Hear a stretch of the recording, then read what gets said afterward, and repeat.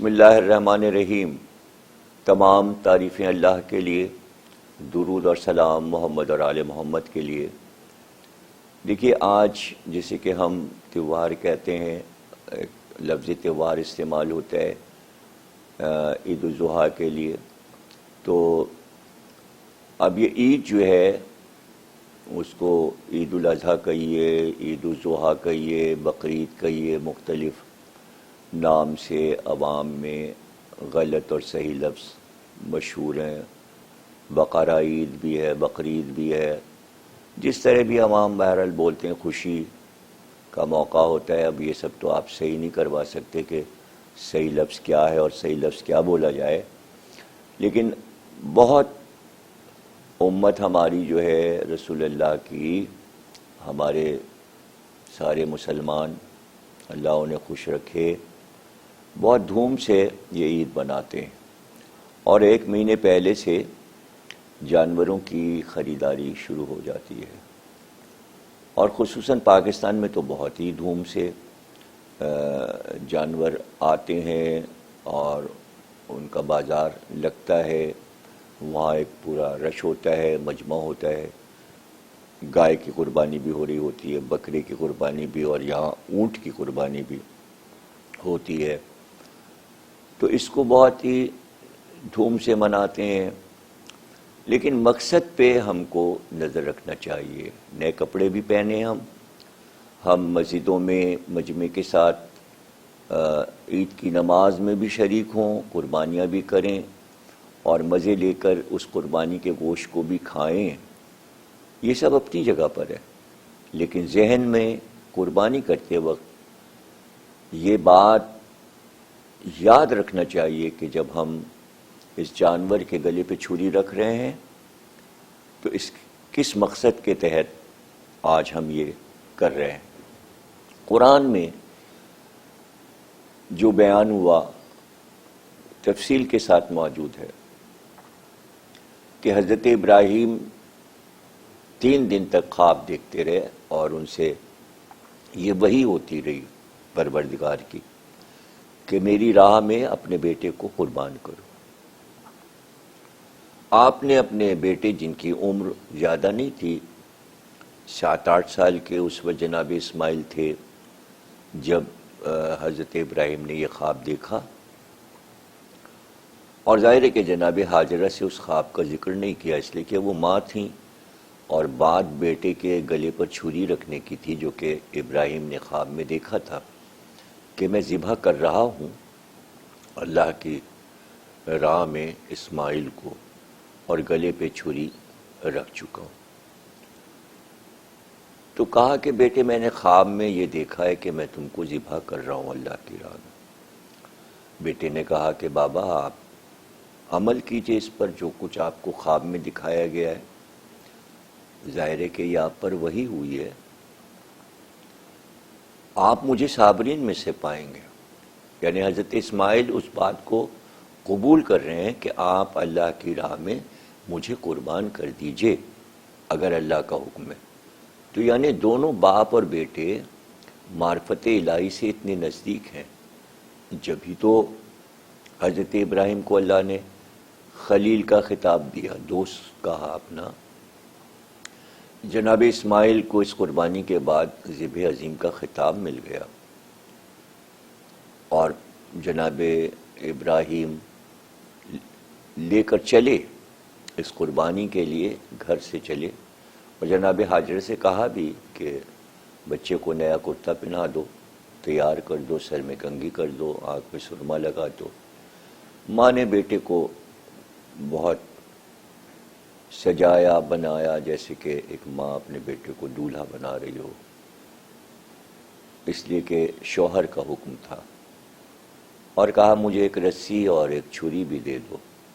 جناب ہاجر نے پوچھا کہ رسی کیا کرو گے اور چھری کیوں مانگ رہے ہو؟ تو کہا میں شکار کے لیے جا رہا ہوں، کہ جب میں شکار کھیلوں گا تو شکار کو اس رسی سے درخت میں باندھوں گا، اور اس چھری سے اس کو میں ذبح کروں گا، اس لیے چھری لے جا رہا ہوں۔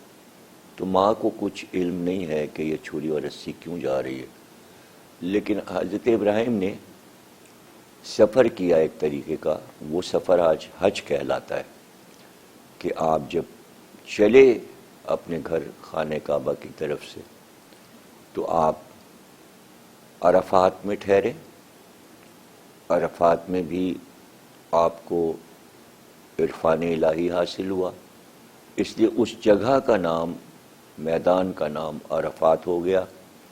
عرفات کے معنی ہے عرفان حاصل ہونا۔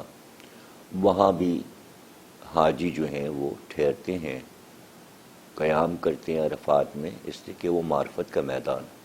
پھر مشعر الحرام آتا ہے، وہاں بھی ٹھہرے حضرت ابراہیم، جہاں سے آپ نے، اسماعیل نے کہا کہ مجھے کوئی نظر آ رہا ہے جو کبھی ادھر آتا ہے کبھی دائیں بائیں آتا ہے اور کہتا ہے کہ تمہارا باپ تمہیں مارنے کے لیے لے جا رہا ہے، اسماعیل تم ہوشیار ہو جاؤ۔ تو جناب ابراہیم نے کہا کہ بیٹا وہ شیطان ہے، ابلیس ہے، تم ایسا کرو کہ یہاں سے کنکریاں چن لو اور اب جو نظر آئے تو اس پہ کنکری مارنا، وہ بھاگ جائے گا۔ تو مشعر الحرام وہ جگہ ہے، یعنی شاعر اللہ کی آیت، وہ جگہ جس کو اللہ نے پسند کیا، جس کا احترام کیا جائے شاعر اللہ کا، تو وہاں سے آج حاجی پتھر چنتے ہیں ان شیطانوں کو مارنے کے لیے جن کے مجسمے اور پتھر وہاں مینا میں لگے ہوئے ہیں۔ تو یہ تاثیر ہے حضرت ابراہیم نے چونکہ شیطان کو کنکری ماری تھی، اس لیے آج حاجیوں کو یہ حکم ہے کہ وہ کنکری شیطانوں کو ماریں۔ چونکہ 3 رخوں سے اور 3 روپ میں شیطان آیا، اس لیے 3 مجسمے شیطان کے وہاں لگے ہوئے ہیں اور ان کو باری باری مارا جاتا ہے۔ تو یہ حج بن رہا تھا، اور یہ انبیاء کی تاثیر میں اللہ اس کو حج قرار دے رہا تھا کہ شریعت کا حصہ بن جائے۔ پھر آپ مینا میں پہنچتے ہیں۔ مینا مقام، لفظ مینا تمنا سے ہے، حضرت ابراہیم نے اپنے دل میں کوئی تمنا کی تھی، اس لیے اس جگہ کا نام مینا ہو گیا، اور وہیں آج حاجی اپنا حج پورا کر کے قربانی پیش کرتے ہیں مینا پر، اور وہیں قربانی دے کر ان کا احرام کھل جاتا ہے، گویا کہ حج تقریباً کامل ہوا مینا پر جا کے۔ وہی مینا، وہ مقام جہاں وہ پتھر بھی آج موجود ہے جس پتھر پہ حضرت اسماعیل کو حضرت ابراہیم نے لٹایا۔ تو حضرت اسماعیل نے یہ بات کہی کہ بابا آپ مجھے جب ذبح کریں گے تو میرے ہاتھ پیر ہلیں گے تو آپ کو بہت اذیت ہوگی، تو اس لیے آپ رسی سے میرے پیر اور میرے ہاتھ باندھ دیجئے تاکہ جنبش نہ ہو میرے جسم کو اور آپ کو اذیت نہ ہو مجھے ذبح کرتے ہوئے۔ تو رسی اسی لیے لائے تھے حضرت ابراہیم کہ ہاتھ اور پیر بیٹے کے اس سے باندھ دیے، اور چھری لی، لیکن اس کے بعد آپ نے اپنے رومال سے آنکھ پر پٹی باندھ لی تاکہ میں بیٹے کو ذبح ہوتے ہوئے نہ دیکھوں۔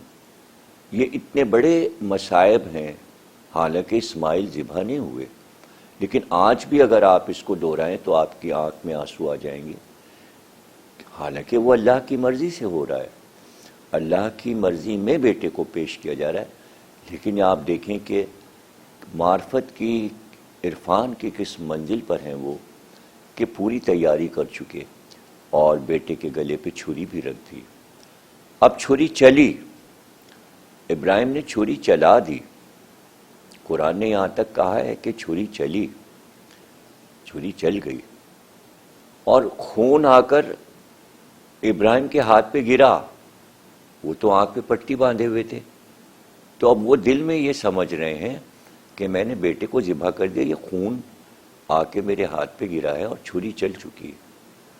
تو انہیں اطمینان ہو گیا کہ میں اپنے بیٹے کو قربان کر چکا۔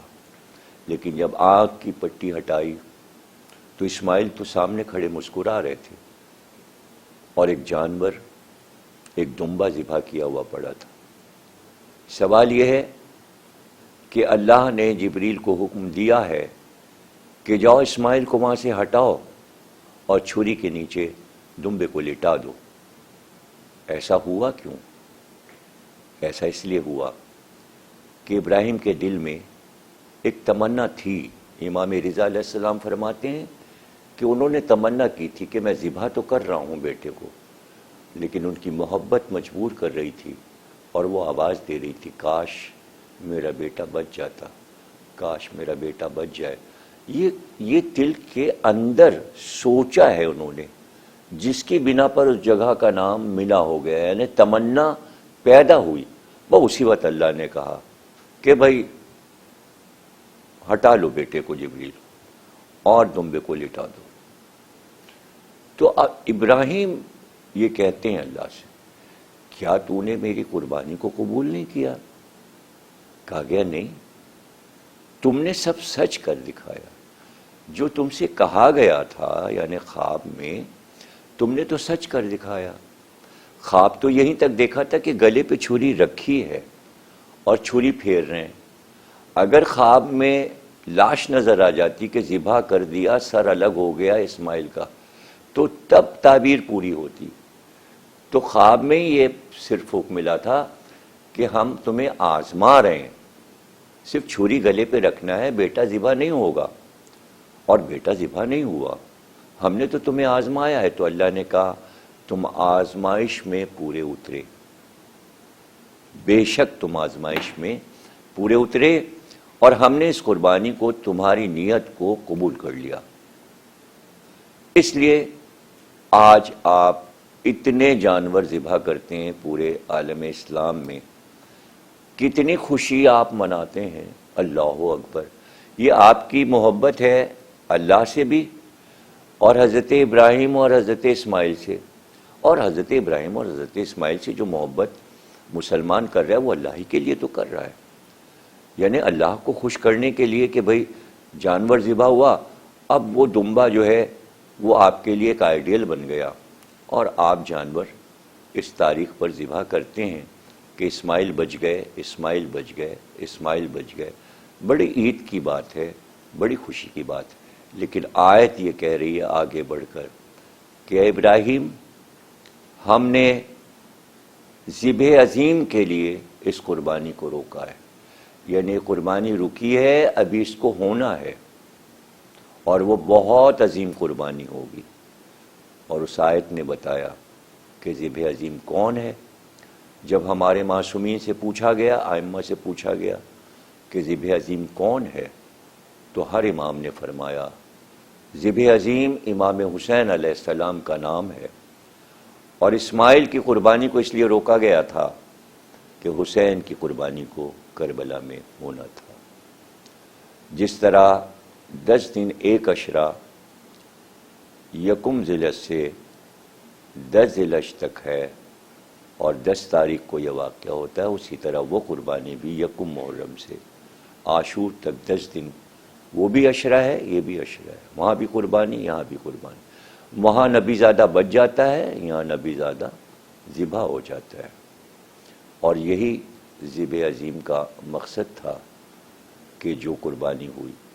اب یہ جو خوشیاں ہیں یہ آپ کو اس لیے دی گئی ہیں کہ آپ 1 مہینے پہلے محرم سے بہت خوش ہوں اور جانور ذبح کریں، نئے کپڑے پہنیں، عید منائیں، اور پورے 1 مہینے کے بعد اسی قربانی کا تسلسل حسین ابن علی کربلا میں قربانی دینے آ رہے ہیں، علی اکبر کی قربانی دے رہے ہیں، علی اصغر کی قربانی دے رہے ہیں، جناب قاسم کی قربانی دے رہے ہیں.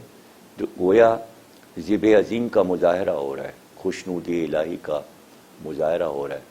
جتنی خوشی آپ ذی الحج میں منائیں اتنا ہی غم محرم میں منائیں کہ وہاں بیٹا بچ گیا اس لیے ہم خوش ہیں، یہاں نبی کا بیٹا ذبح ہو گیا اس لیے ہم غمزدہ ہیں.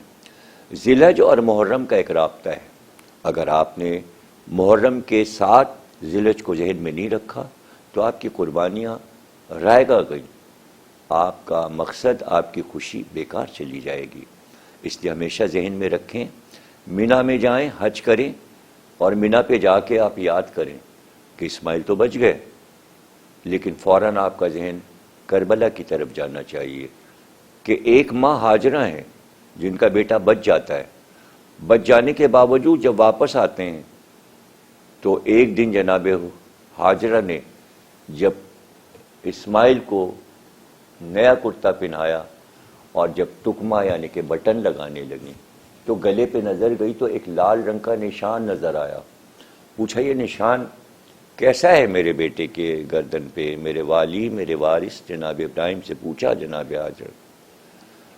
تو جناب ابراہیم نے بتایا کہ تمہیں یاد ہے میں ایک بار لے گیا تھا اسماعیل کو تم سے کہہ کر کہ میں شکار کھیلنے جا رہا ہوں. دراصل بات یہ تھی کہ اللہ کا حکم تھا اور ہم نے خواب دیکھا تھا کہ اللہ کی راہ میں ہم ان کو ذبح کر دیں. تو مینا میں جا کر ہم نے ان کو لٹا کر ان کی گردن پہ چھری رکھ دی تھی. چھری ہم نے چلا دی تھی. یہ چھری جو چلی ہے اس کا یہ نشان ان کے گلے پہ پڑ گیا ہے. تو جناب حاجرہ رونے لگیں اور رو کر انہوں نے ایک جملہ کہا کہ میرے والی میرے وارث اگر یہ چھری میرے لال کے گردن پہ چھل جاتی تو کیا ہوتا؟ جناب ابراہیم خاموش ہو گئے. کہتے کہ 17 دن تک پھر بستر سے جناب حاجرہ نہیں اٹھی. روتی رہیں، بیٹے کو دیکھتی تھیں اور کہتی تھیں ہائے اگر چھری جل جاتی تو کیا ہوتا.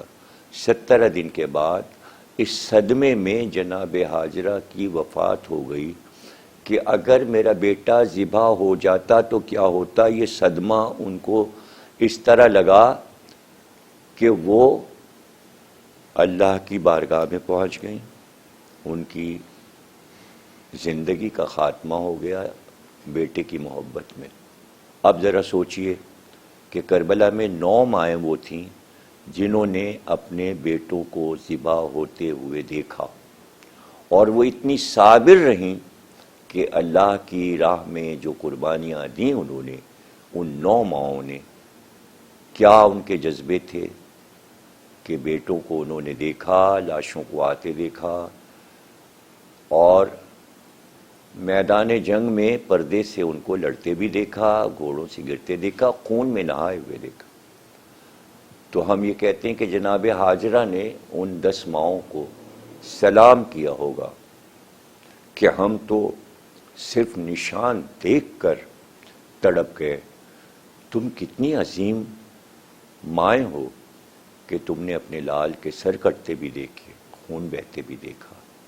تو جب آپ بقرعید منائیں اور اپنے جانور کے گلے پر چھری قبلے کی طرف رکھیں تو آپ کے آنکھ سے آنسو ٹپکنے لگیں کہ ہم یہ قربانی جو دے رہے ہیں اللہ کی راہ میں ان قربانیوں کی یاد میں دے رہے ہیں جو کربلا میں ہوئیں. تو ہمیشہ یاد رکھیے کہ ہر خوشی کے ساتھ ایک غم بھی ہے. اس لیے ہم ذیلحج کے دن بھی امام حسین علیہ السلام کی زیارت پڑھتے ہیں، خوشی مناتے ہیں، ہم اچھے کپڑے پہنتے ہیں، بچوں کے کپڑے بھی بنواتے ہیں، عید مناتے ہیں، گلے بھی ملتے ہیں اور مسجدوں میں بھی جاتے ہیں. اور مختلف فرقے ہیں، سب ایک طریقے سے عید مناتے ہیں. ہم کسی کو یہ نہیں کہہ سکتے کہ آپ بقرعید کے دن مجلس عزا کر لیجئے، اس لیے کہ بقرعید سے ایک دن پہلے حضرت مسلم کی مجلس ہوتی ہے اور شہادت کا ذکر ہوتا ہے. عید اور غم دونوں ملے ہوئے ہیں. تو عید تو ضرور منائیے آپ، حکم ہے، اسلامی روایات ہیں. اور ہم کسی شیعہ سنی کو یہ نہیں کہہ سکتے کہ آپ یہ کیجئے، اس لیے کہ ہم کون ہیں شریعت کا حکم دینے والے. لیکن اتنا ہم کہہ سکتے ہیں کہ یہ حکم امام صادق کا ہے کہ بقرعید کے دن زیارت امام حسین پڑھو اور کربلا والوں کو یاد رکھو جب تم عید منا رہے ہو.